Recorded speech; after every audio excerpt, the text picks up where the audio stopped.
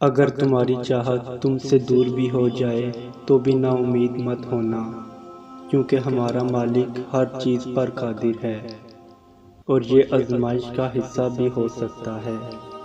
شیطان دل میں وسوسے ڈالے گا، مگر تم اپنا یقین ہمیشہ قائم رکھنا، کیونکہ وسیلہ ہمارے رب نے بنانا ہے، لوگوں نے نہیں۔ کوئی کتنا ہی مخالف ہو، جب رب کی رضا ہوگی تو سب عطا ہوگا۔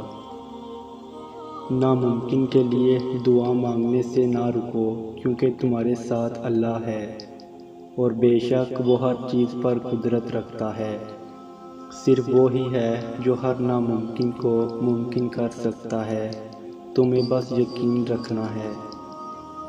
جب اللہ دعائیں نہیں بدلتا، تب وہ مقدر بدلنے کے معجزے کرتا ہے۔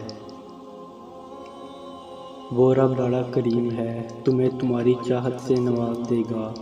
تم اس سے اس کی شان کے مطابق مانگ کر تو دیکھو۔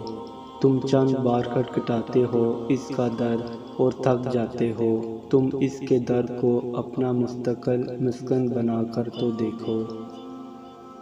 جب آپ کچھ نہ کر سکیں تو اپنی دعاؤں میں اضافہ کر دیں، کیونکہ اللہ کے سوا نہ تو کوئی آپ کو کچھ دے سکتا ہے اور نہ ہی کوئی کچھ چھین سکتا ہے۔